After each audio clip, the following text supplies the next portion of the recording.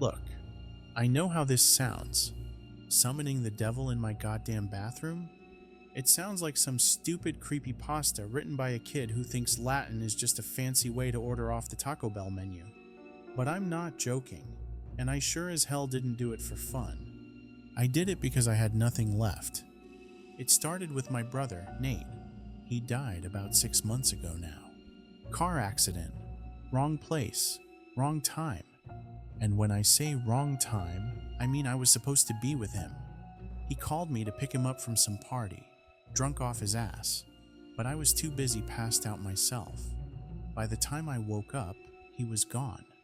Wrapped his car around a tree 2 blocks from our house. I don't remember the funeral, except that my mom stopped talking and my dad started drinking. Everything just stopped. People say grief gets easier. That's a lie. It just gets quieter. And that silence, it eats you alive. That's when I found the book. It wasn't some ancient, leather-bound tome covered in human skin or anything. I found it in a used bookstore wedged between a cookbook and a self-help guide. The Ars Maleficarum, a practical guide to demonology. The guy behind the counter smirked when I bought it, probably thinking I was some edgy goth kid trying to impress my non-existent goth girlfriend. But I read it. I read every single word. And I found a ritual. It wasn't for summoning the devil exactly. It was called a petition to the morning star. A way to communicate with Lucifer himself and ask for something in exchange for, well, you know how these things go. But here's the thing.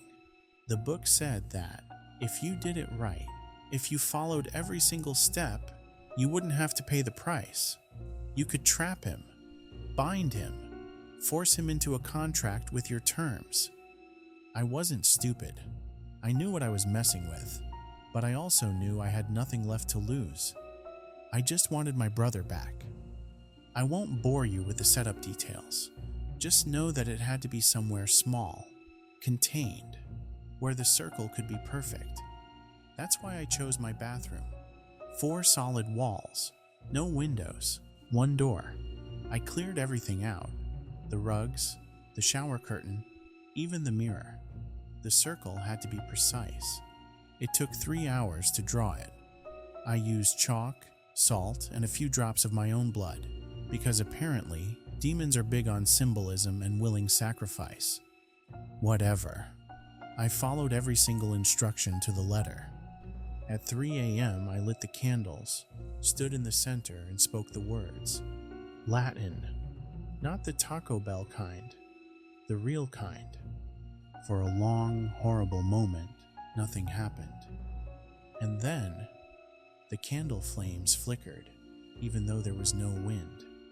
The air changed, like the whole room had been sucked into a vacuum. My ears popped. My stomach churned. The tiles under my feet felt softer, like I was standing on something that was breathing. Then, the shadows in the corners of the room stretched, and he stepped out of them. He didn't look like what I expected. No horns, no wings, no monstrous form. Just a man. Tall, sharp, and wrong in a way I couldn't put into words. He was wearing a black suit, crisp and perfect, like he'd just stepped out of a funeral. His skin was pale, but not in a sickly way. More like marble, something carved. His eyes, though, they weren't red or glowing or anything cliché like that. They were just dark. Not black, but deep. Like if I stared too long, I'd see something looking back at me from inside them. He smiled. Well now, you actually did it. His voice was smooth, polite, almost amused. I swallowed hard and forced myself to speak. I did, and you're bound by this circle, by my wards. You can't leave until we make a deal. His smile widened just slightly. Of course. He didn't try to step out of the circle, didn't even seem remotely concerned, just slipped his hands into his pockets and waited. I told myself that was a good thing. I told myself I had control. I had no idea how wrong I was. I expected him to try something. Some kind of trick, a test, maybe a flicker of annoyance, a flare of power just to remind me what I was dealing with. But he didn't do any of that.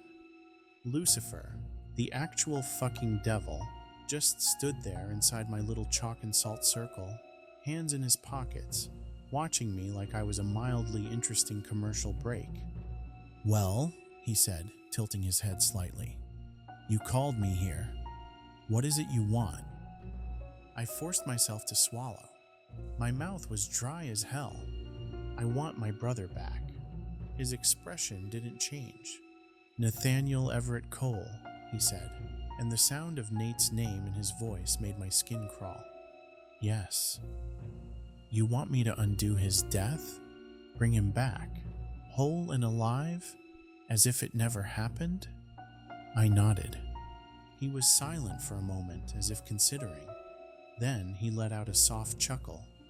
An old request, a dangerous one, but possible. "Oh, very possible," he said, smiling again. "And what will you give me in return?" This was the moment where most people, stupid people, would say anything, offer their soul, their firstborn, their undying service, thinking they could outsmart him later. But I had done my research. I had planned for this. "Nothing." Lucifer blinked. "Pardon?" "Nothing," I repeated, my voice steadier this time. "You're bound by the circle, by the wards. You can't leave unless I dismiss you, and you can't harm me. You have no leverage. You're stuck here until I decide to let you go." His smile didn't falter, but something in his posture changed. Subtly. It was the first moment, the very first moment, that I thought, maybe this wasn't a good idea. "Fascinating," he murmured. "A magician who actually studied before calling me. That's rare these days." "This isn't a game," I snapped, trying to keep control. "You will bring my brother back, and then I will release you. That's the deal." For the first time, he stepped forward. Not out of the circle, just to the very edge of it, standing toe-to-toe with me, close enough that I could see the way his pupils seemed to shift slightly, like oil swirling in water. "You think you've built a perfect cage," he said softly. "But let me ask you something, Evan. When you drew your sigils, your runes of binding," his smile widened, "who told you they were correct?" My stomach dropped.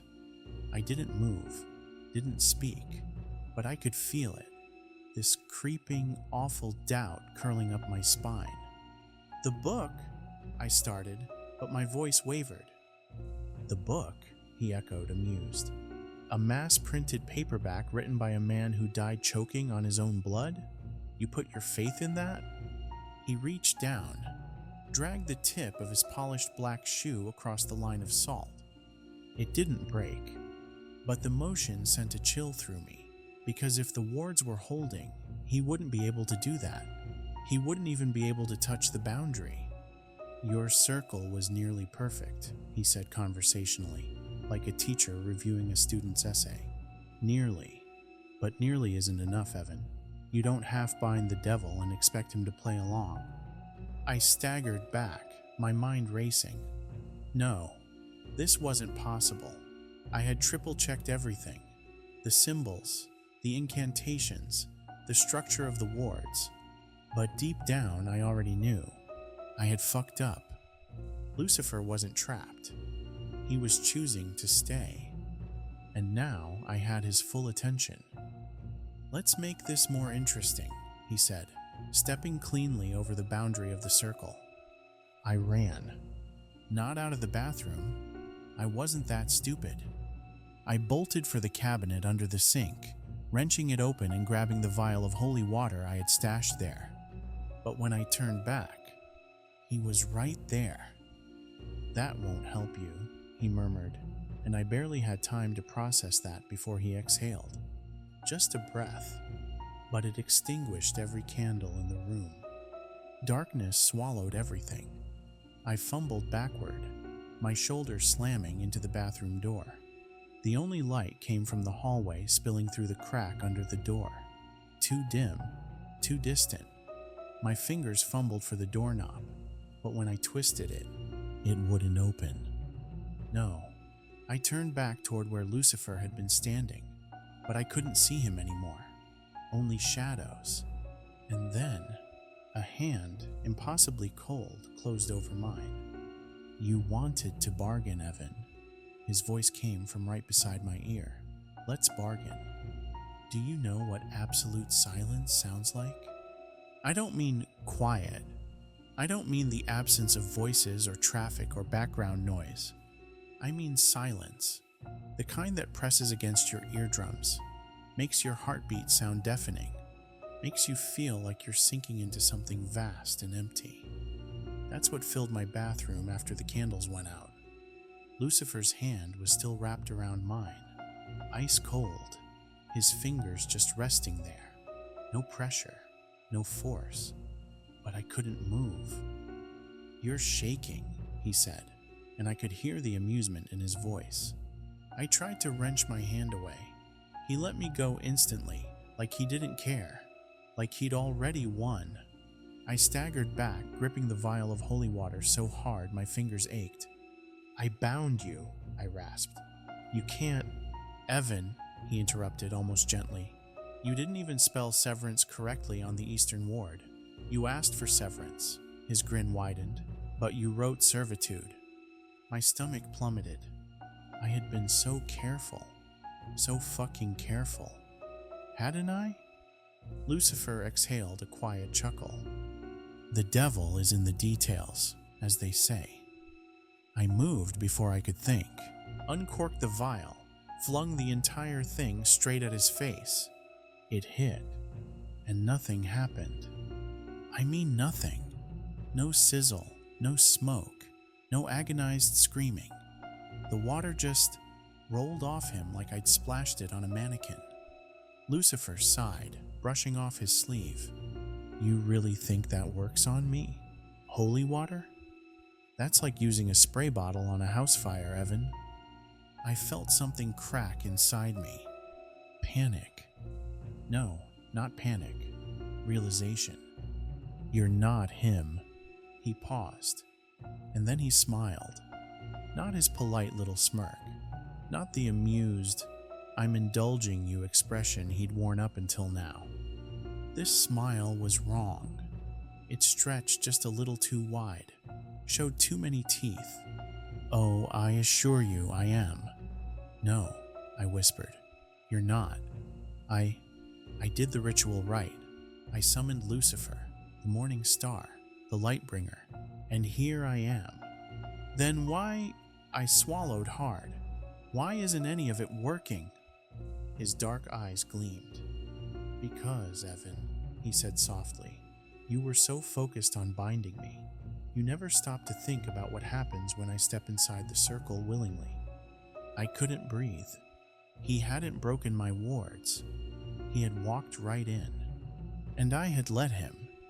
He took a step toward me. I tried to back up, but my spine hit the bathroom door. No escape. "You wanted something from me," he murmured. "But tell me, Evan." His voice changed. Not in tone, in texture. Like there was something underneath it. Something vast and old and curling through his words like smoke. "Did you ever stop to wonder what I want from you?" I snapped. My body moved on instinct, slamming my fist into the light switch. The overhead bulb flickered, twice, then blazed to life. For a split second, I saw everything. Lucifer, standing inches away from me, still perfectly composed. The chalk lines on the floor smudged. The walls, stained black with something that hadn't been there before. And the mirror. I had removed it before the ritual. I had been sure I did. But there it was, hanging exactly where it always had been, and the reflection inside it. It wasn't right. I was in the mirror, But Lucifer wasn't. His reflection wasn't absent. It was delayed, a half-second too slow, like a bad video feed. And when he turned to look at it, it didn't turn with him. It stayed facing me. And it smiled. Not at me. At him. My legs almost gave out. This wasn't just a summoning gone wrong. This wasn't me fucking up a few symbols and getting a slightly meaner version of the devil than I expected. This was something else. Something ancient. Something playing with me. I forced myself to look back at Lucifer. At the real one. The one standing in front of me. "What are you?" I whispered. For the first time, he hesitated. And then, very softly, he said, "Your mistake." I don't know how long I stood there, staring at the mirror. It could have been seconds. It could have been hours. Time felt wrong, stretched too thin, folding in on itself. The reflection of Lucifer, the delayed one, was still grinning, still looking straight at him, not me. And Lucifer, the one standing in my bathroom, wasn't smiling anymore. "Your mistake," he had said. Not a threat, not a boast, just a fact. My fingers twitched. My brain screamed at me to move, to do something, anything, but my body was locked in place. And then, for the first time since he arrived, Lucifer looked uneasy. Just for a second. His gaze flicked from me to the mirror, then back again. The corner of his mouth twitched, like he was about to say something. And that's when the reflection moved. Not the way a reflection should move. It stepped forward, out of sync, out of rhythm, like it was moving on its own. And then it spoke, not with its own voice, with mine. You shouldn't have called him. Every hair on my body stood on end. I wrenched my head away from the mirror, turning back to Lucifer, my chest heaving. "What the fuck is that?" I gasped. His jaw clenched. His hands, always so perfectly still, so in control, flexed at his sides. "That," he murmured, "should not be here." I let out a dry, humorless laugh. "Yeah? Well, neither should you. But here we are." His eyes snapped to mine. "Evan," he said, his voice low and calm but urgent. "Listen to me very carefully. Do not look at it. Do not speak to it. Do not acknowledge it in any way." My stomach churned. "Tell me why." He took a slow breath, and when he exhaled, the overhead light flickered. "Because if you do," he said, "it will know it is real." I swallowed hard. It just fucking spoke to me, man. It knows. Lucifer didn't react. He just kept his gaze locked on me, like he was waiting to see if I'd listen. But I couldn't help it. My body moved on instinct, just a flicker of an impulse. Before I even realized what I was doing, I glanced at the mirror, just for a second, and it was closer. I clamped a hand over my mouth to keep from screaming. It was still me. Same face, same clothes, but there was something off, something I couldn't pinpoint but felt deep in my bones.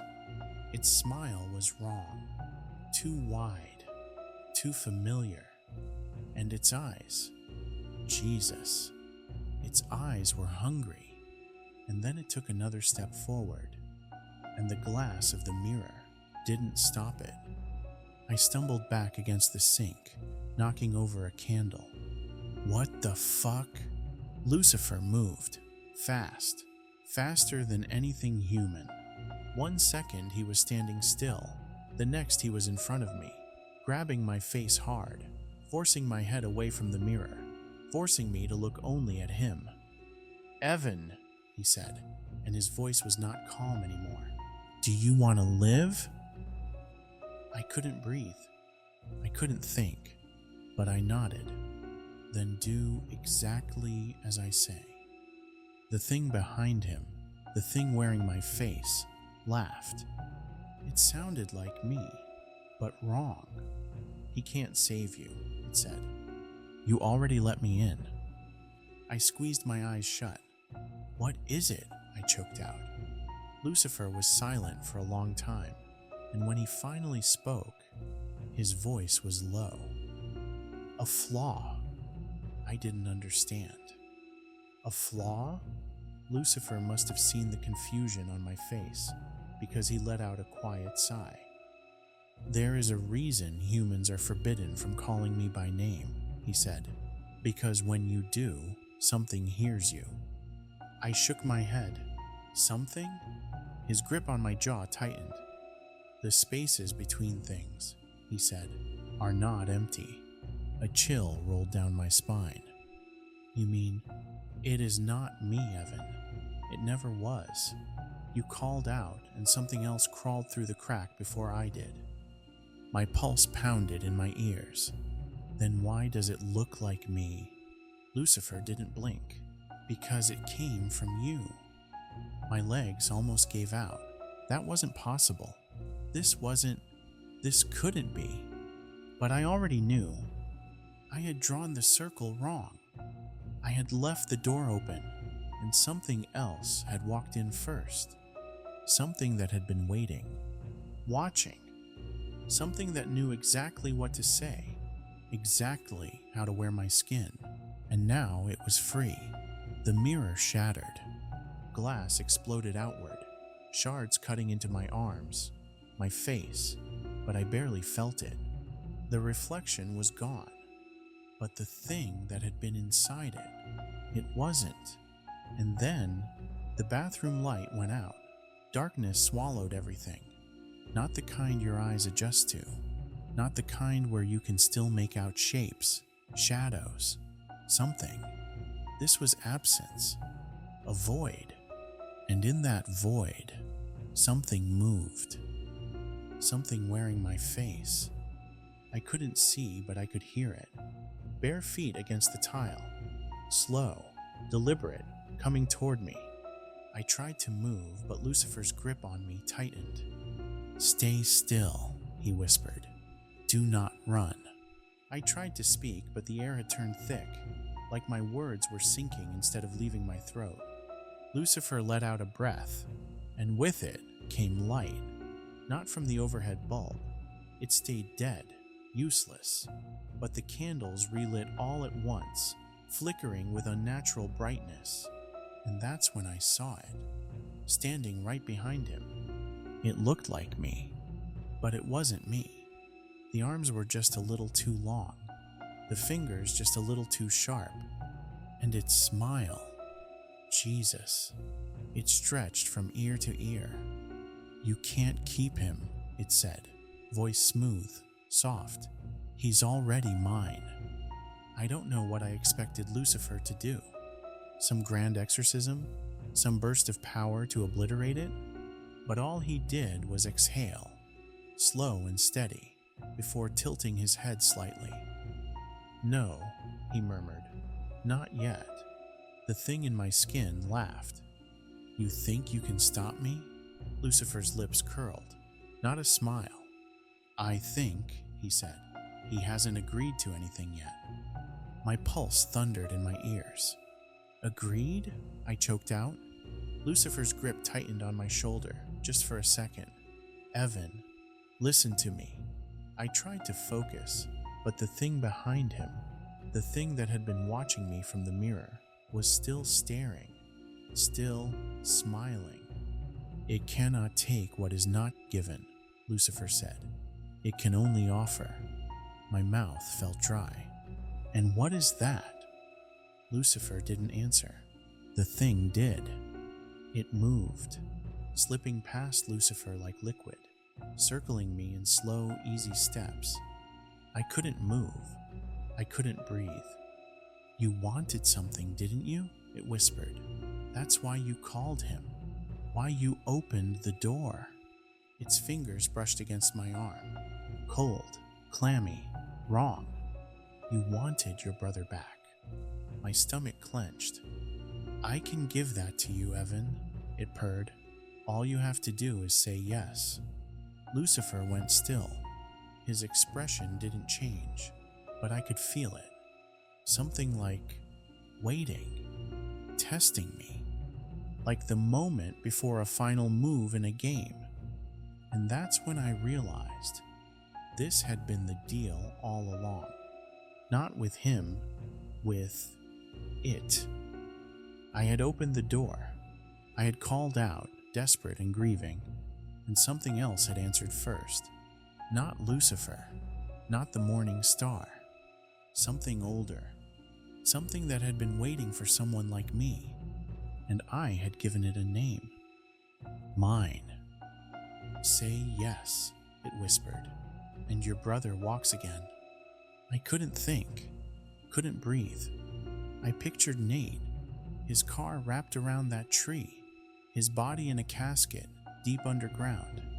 I pictured him standing here, alive, laughing, saying my name, and for one awful, gut-wrenching second, I almost said it, but then I saw the mirror, or what was left of it, shattered pieces, scattered across the floor, and in one of them, just for a moment, I saw my reflection.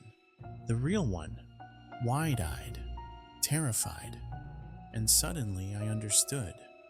This thing wasn't just wearing my skin. It had been becoming me, and the second I agreed, it would be me. And I'd be the thing in the mirror, watching, waiting. I didn't think, I just moved. My foot snapped forward, shattering the biggest shard of glass left on the floor. The thing in my skin screamed. Lucifer lunged, and suddenly, everything imploded. I don't know what happened next. 1 second, I was in my bathroom. The next, I was on my hands and knees in my hallway, gasping for breath. And Lucifer was standing over me. His suit was still perfect, his expression unreadable. The bathroom door was closed behind him, and when I turned my head, when I forced myself to look, the mirror was gone. "What did you do?" I croaked. Lucifer sighed, rolled his shoulders like he was shaking off something unpleasant. "I made a correction." I swallowed hard. "And the gone for now," he said. I didn't ask where. I didn't want to know. Lucifer crouched down in front of me, balancing on the balls of his feet. "You should be more careful, Evan," he said.